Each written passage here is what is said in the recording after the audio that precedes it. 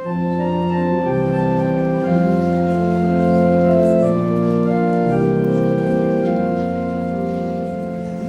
voudrais vous présenter un couple rayonnant qui habite Saint-Thècle. Charles Lebel et Sarah Tessier sont des parents encore jeunes, mariés en 1998, qui exploitent une ferme maraîchère biologique et qui vivent essentiellement des revenus de leur entreprise. C'est tout un pari, mais la Providence a vraiment béni leur projet. Il faut dire que Charles et Sarah ont un secret qu'ils aiment partager avec d'autres depuis plusieurs années, leur foi chrétienne. À plusieurs reprises, chaque année, ils ouvrent toutes grandes les portes de leur ferme pour accueillir des familles qui souhaitent vivre un temps fort de fraternité évangélique dans un cadre bucolique.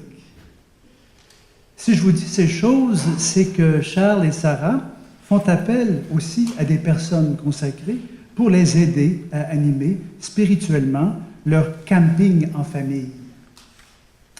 Aujourd'hui, nous aimerions leur demander en quoi la présence des hommes et femmes consacrés apporte quelque chose à leur mariage et à leur vie de famille.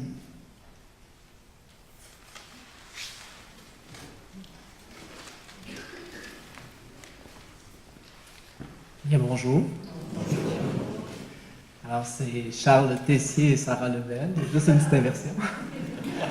Puis, c'est ça, donc on reçoit sur notre ferme, au cœur de notre famille, au cœur de ce qu'on vit, des familles principalement, mais aussi des personnes qui veulent cheminer, puis surtout les familles qui veulent faire vivre un temps à leurs enfants, où leurs enfants peuvent rencontrer d'autres enfants dans la foi, puis approfondir leur foi comme ça. Donc, à travers cet accueil-là, la question qui nous a été demandée, c'est qu'est-ce que la présence des consacrés apporte au cœur de ce qu'on vit comme accueil? Elle apporte de deux façons, en gros, d'une façon, je dirais, terrain. C'est sûr que le témoignage d'un ou d'une consacrée qui vient vivre un temps au cœur des familles, ça porte témoignage. Un jeune, pour prendre un exemple, qui va jouer au billard dans la grange, l'entrepôt de légumes se transforme en salle pour les ados pendant le camping des familles.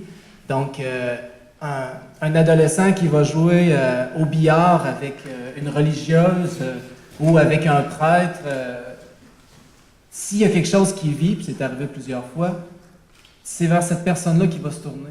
Parce qu'il a créé un lien sur le terrain.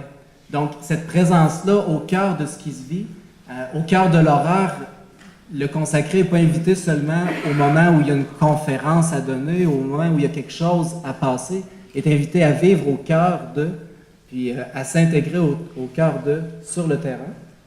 Puis l'autre façon, c'est vraiment au niveau de la prière. C'est sûr qu'on voit la grâce agir quand il y a des communautés en prière derrière. On a une vocation qui est difficile à décrire, là, qui habite sur notre ferme à mi-temps, qui vient passer des grands temps depuis 3 ans. On a construit un petit ermitage dans la forêt, puis souvent elle vient passer plusieurs mois. Et souvent là, quand on prépare les choses, elle nous aide dans les préparatifs. Puis, au moment où les familles arrivent, elle s'en va dans son ermitage, puis elle prie. Elle prie pour que la grâce vienne. Puis ce soutien de prière, on le sent et on en voit les fruits. Il y a aussi que la présence d'une personne consacrée, comme on l'entendait dans le témoignage de Cécile, qui dit que ça dépasse le faire, c'est dans l'être. Ça l'amène une dimension à travers les familles qui souvent sont pris vraiment dans un rythme de fou, où est-ce que ça va vite, qu'il y a beaucoup de consommation, que c'est souvent cette dimension de leur sacrement de mariage est comme oubliée. Puis la présence du consacré va comme faire ce rappel de la dimension spirituelle ou de la dimension de Dieu qui va les renvoyer à leur propre appel. Puis c'est ça. C'est un peu comme des couleurs. Le bleu, qu'est-ce que le bleu? C'est un peu abstrait. Mais si on le compare avec le jaune puis avec le rouge, ben on voit mieux ce que c'est le bleu parce que c'est pas rouge, c'est une autre couleur. Donc, c'est dans ce sens-là que d'avoir des consacrés qui viennent participer, vivre au cœur avec les familles, ça aide à redécouvrir le sens profond. Puis, un exemple qui est arrivé au jour de l'an, parce que il y a le camping des familles qui dure 4 jours avec la messe chaque jour, où il y a eu 280 personnes cet été, l'été dernier, pendant 4 jours à la ferme. Mais il y a aussi des temps comme à Noël, au jour de l'an, une montée pascale qu'on organise à la ferme, puis qu'il y a une douzaine de familles qui participent. Puis au jour de l'an, il y a une famille qui... Nous, quand on organise, on ne peut pas tout organiser. On met en place le gros de l'horaire, puis après ça, il y a beaucoup de choses qui se vivent dans l'informel. Puis il y avait un père qui était avec nous. Le matin, il est allé faire les laudes spontanément dans le petit oratoire de la maison. Mais l'oratoire est ouvert, il n'y a pas de porte, ça se trouve être la chambre haute.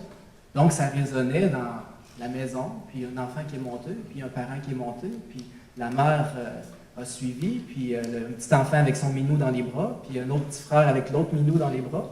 Puis, il y a eu les laudes dans l'oratoire comme ça.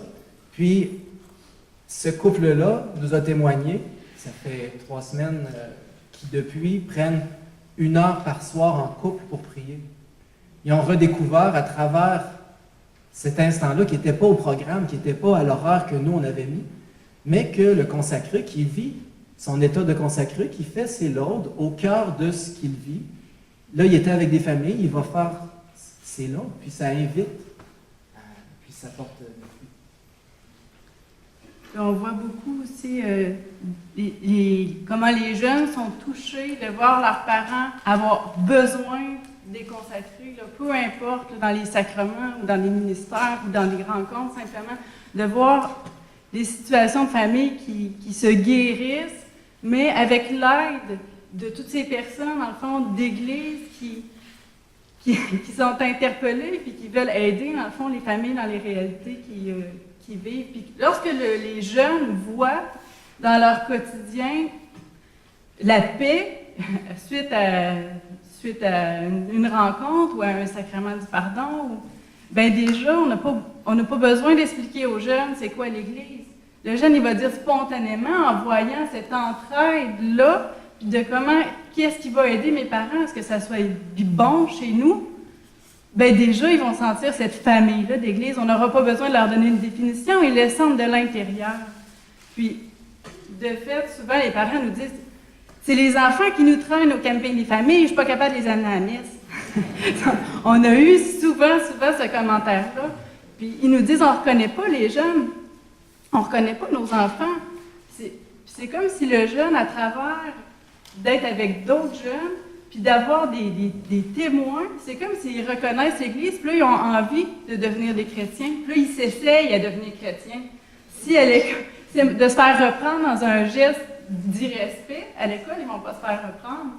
Ou dans la vie de tous les jours, c'est leur manière normale de parler. Mais s'ils se font reprendre dans l'amour, puis qu'après ça, c'est comme si ça leur fait découvrir la manière de chrétien. Puis de là, le terreau à accueillir les appels de Dieu comme se prépare. Là. Mais il faut qu'ils voient des consacrés, il faut qu'ils goûtent à cette grâce-là pour justement pouvoir répondre.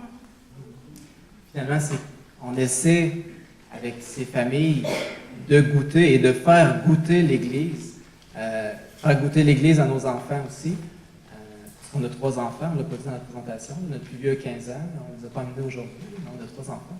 Puis, donc, c'est vraiment de leur faire et de goûter l'Église ensemble pour mettre toutes ces couleurs-là ensemble. Puis si on met du bleu avec du rouge, du jaune, au fond, si on met toutes les couleurs ensemble, ben, ça fait la lumière du Christ